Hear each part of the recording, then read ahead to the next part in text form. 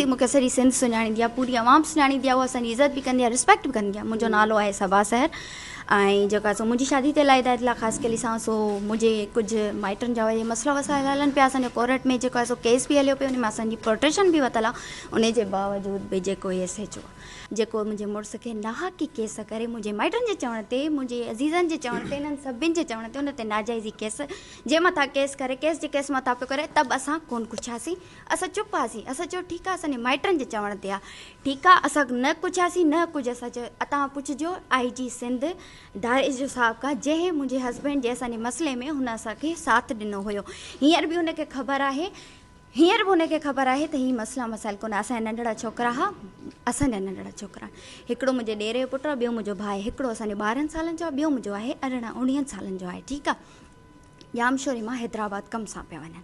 असां हुननि खे चयोसीं कम सां, ठीकु आहे, ॿारनि जे लाइ नंढड़ी मुंहिंजी अतड़ी आहे, उन जे कम सां मां हिनखे मोकिलियो पिए। मां चयो वञो, हिननि खे चेकिंग दौरान खणी विया अथनि ऐं चवनि था स्कूटर ते हिननि खे मंशात, कहिड़े बेवकूफ़ आहे जेको मंशात बाइक ते खणंदो, कहिड़ो बेवकूफ़ आहे उहो मूंखे ॿुधाए। हींअर असां पुलिस में आया आहियूं, असां बीठा आहियूं, जीअं आया आहियूं असां सभु बदतमीज़ी कई अथई। छो असां हिननि जा गेझो आहियूं या हिननि जा असां गुलाम हुए, असां सभु बदतमीज़ी कंदा, छाजी बदतमीज़ी कंदा? IG दारेजे साहब खे आहे अपील मुंहिंजी, त हिननि खे हटायो।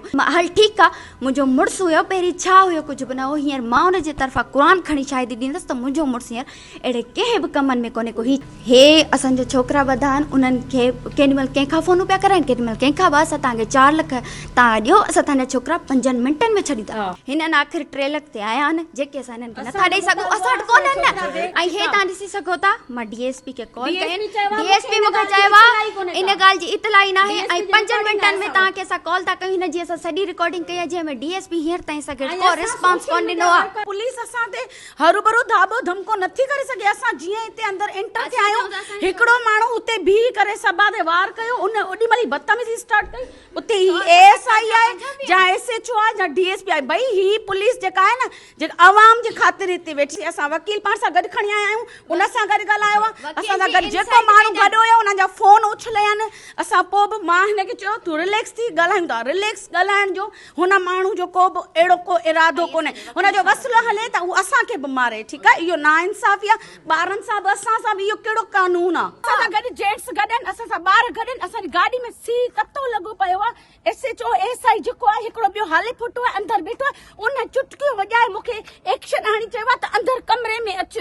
मूंखे चयो अथई, मुंहिंजी भेण खे बि चयो अथई, असां हिते पंहिंजे मसइलनि जे लाइ, पंहिंजे बच्चनि जे लाइ आया आहियूं। Saddam Hussain Khaskheli advocate high court MMC district bar Hyderabad. मूंखे हींअर इतला मिलियो, छो जो नंढड़ो जेको आहे इहा असांजा माइट आहिनि, पाण में इतला मिलियो, हुनजी उमिरि आहे 12 साल, जेको वाजिद छोकिरो आहे। हिते आयासीं, हिननि मूंसां बदतमीज़ी कई आहे। इवन मां हिननि खां जस्ट इहो पुछियोसीं, तव्हां जेकॾहिं का FIR का एलिगेशन आहे त असांखे ॾेखारियो न, किथे FIR का कने का। हू लाक में साम्हूं 2 ॼणा, हू नंढड़ो बाज़ियाब उमिरि 12 साल, चवंदा मनशात बरम, अहिड़ी कंहिं बि क़िस्म जी न का मनशात बरामद थी आहे, न कई FIR त तन खां मूंसां बदतमीज़ी कई आहे हिननि। जेको सो मां सुबुह बाक़ाइदे प्रॉपर इन जेको जे ख़िलाफ़ु कोर्ट में केस बि दाख़िल कंदुसि, ऐं हू नंढड़ा हींअर लाक में पिया आहिनि। जेकॾहिं का FIR या मनशात बरामद थी ज़ाहिर कयो न, 12 साल जो मासूम ॿार आहे, हुन वटि किथां इहा शइ ईंदी?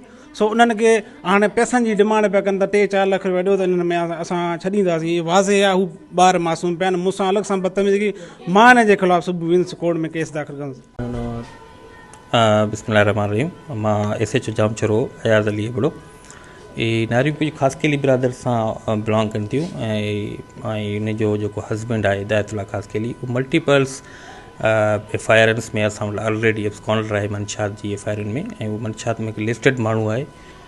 ऐं अॼु बि उन्हनि जा कुझु रिलेटिव्स आहिनि जेके मंशात में ॿधा विया आहिनि, जंहिंजे करे हू अची करे हिकिड़े क़िस्म जो पुलिस खे हंगामो करे हिकिड़ो प्रेशराइज़ करण जे लाइ कनि पिया।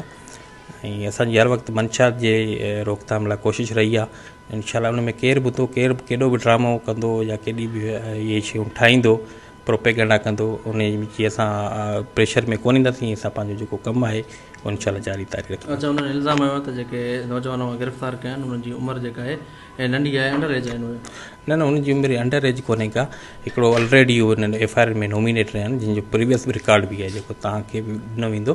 और मुख़्तलिफ़ अॻ में बि FIR में उनजो रिकॉर्ड रहियो आहे, ऐं अॼु बि उन्हनि खां मंशात मिली आहे, जिते बिल्कुलु कानूनी तरीक़े सां 4 लाख रुपए डिमांड कई। हाणे हू त कहिड़ो बि इल्ज़ाम लॻे जीअं जो मनशाद में माण्हू बदिजे हुनजो हस्बैंड जेको आहे मनशाद फिरोश हुजे हेतिरनि केसनि में ऑलरेडी घुर्बल हुजे उहो त कहिड़ो बि इल्ज़ाम लॻाए सघे उन्हनि जे ख़िलाफ़ु FIR थी वई आहे। नाला छा आहिनि हुननि जा? हिकिड़े जो नालो आहे माजिद ख़ासकेली ऐं हिकिड़े जो नालो आहे एजाज़ बल्ला।